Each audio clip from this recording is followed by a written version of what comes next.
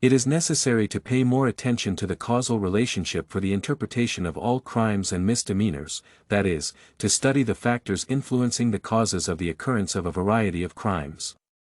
The reason is that their content is closely related to each other. Stealing is a social phenomenon, therefore, its causes must be sought not in mental and personal states, but social foundations. Although stealing is a crime that leads to social injustice, there are rare instances where the action is justified, such as survival and social adaptation. Stealing is an act that can be observed among various creatures of the animal kingdom because it is promoted by natural selection. The phenomenon is known as kleptoparasitism, and it can be seen in a wide range of birds, including gentoo penguins. Although the fact that stealing and killing are common in nature does not mean that these methods are appropriate for civilized societies, one should be aware that stealing is part of survival.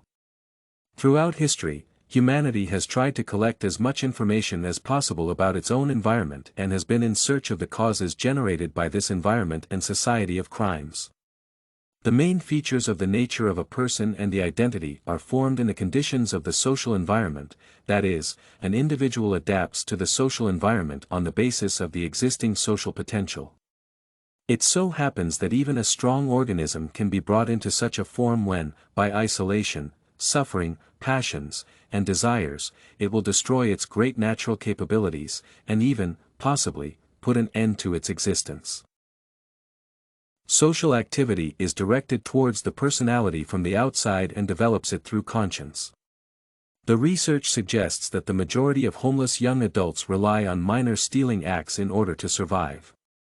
Therefore, stealing is justified as a method of survival because these homeless individuals are the result of society's structural dysfunction. Therefore, theft is justified because it is a social adaptation that allows certain abandoned individuals to put food on the table. The counterargument can be that stealing is never justified, even in case of survival, but it is not plausible and realistic among civilizations that were built on the notion of stealing. The United States was founded on the stolen and conquered land of Native Americans, which means no idea of absolutism can be used as a basis for making a simplistic conclusion. Stealing is immoral and wrong in the vast majority of cases, but one can understand that there are instances where it is a deciding factor between survival or death. Evidently, large-scale thievery is common among corrupted officials and governments, and it deals with a substantial amount of damage. However, minor stealing is far less harmful because cash behaves legally, and profits are dispersed, whereas large organization-level crime corrupts markets.